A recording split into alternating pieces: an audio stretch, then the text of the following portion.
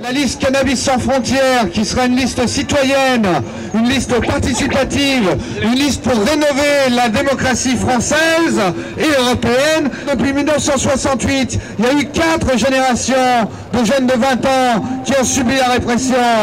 Aujourd'hui, sur la place de la Bastille, il devrait y avoir des milliers de personnes. Ceux qui étaient là en 68 devraient être là aujourd'hui.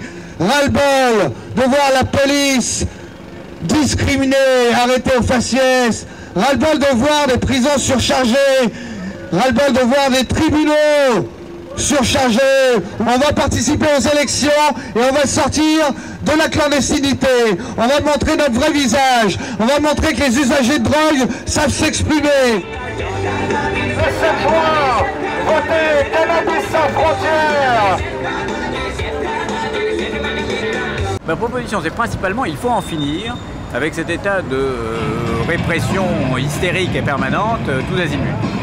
Principalement, il faut trouver une solution pour les usages thérapeutiques du cannabis, ça c'est urgent. Il y a de nombreuses pathologies lourdes qui se soignent au cannabis et c'est interdit pour des raisons de préjugés qui tiennent à la loi sur les drogues et qui du coup excluent des gens malades de traitements dont ils ont besoin. C'est une question qui peut faire sourire, elle est très très grave en fait, ça concerne des maladies très lourdes. Et le cannabis a une efficacité démontrée et connue depuis longtemps. Et ça, c'est la première chose qui est absolument intolérable et dure. La deuxième, évidemment, c'est qu'il faut laisser les fumeurs consommer tranquillement.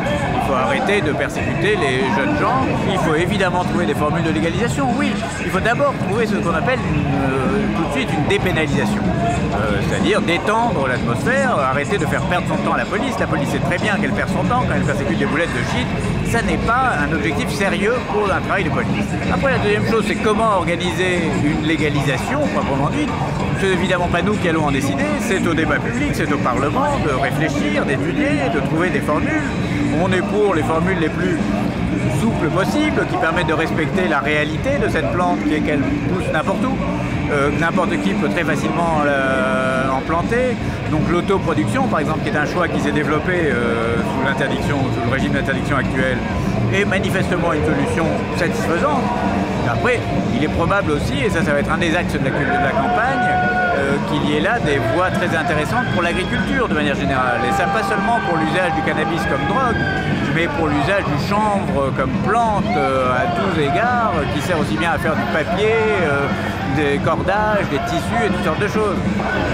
Plus de cannabis, moins de police. Ce que nous constatons depuis que la droite est arrivée au pouvoir, c'est en fait une nouvelle politique. Cette politique, c'est la politique de tolérance zéro qui consiste à interpeller tout usager et à le déférer au garde à vue et peut-être en prison, on ne sait jamais.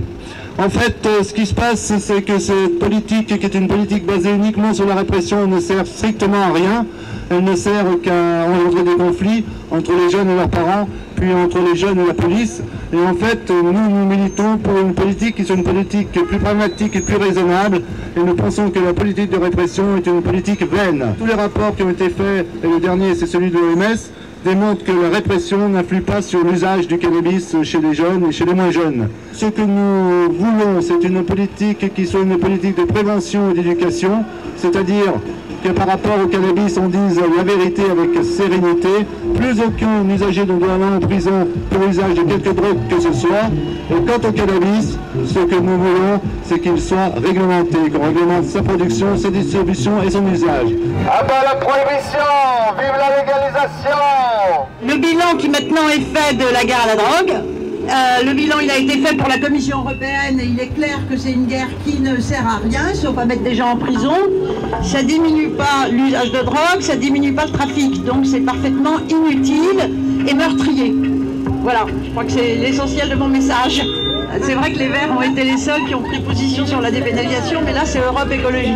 Donc c'est un collectif beaucoup plus large. Europe Écologie qui, par le fait de ta présence, se prononce aussi pour une réforme des lois sur les drogues. Voilà, donc exactement, puisqu'ils m'ont invité en tant que réduction des risques et dépénalisation d'usage, donc ils sont pour un changement de politique des drogues. Hein. On n'a pas débattu du détail, mais le fait est qu'ils soutiennent ce changement. On veut des bédos, on veut des bédos bio. Dans l'ensemble des 8 sous-régions, des 8 régions européennes, partout en France.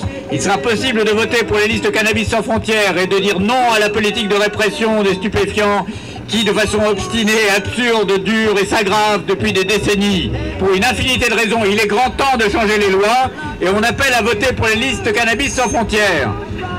On précise que cette campagne se fait sans aucun moyen et que donc on appelle les électeurs à fabriquer leur bulletin de vote eux-mêmes, à se connecter sur le site cannabissansfrontières.org, à imprimer les bulletins de vote sur du papier 60 à 80 grammes, à le découper au format et à le mettre dans l'urne. C'est absolument légal, le vote sera comptabilisé et on appelle les électeurs à prendre en charge leur propre vote en téléchargeant les bulletins de vote, les professions de foi, en le diffusant autour d'eux, en incitant à voter pour les listes Cannabis sans frontières.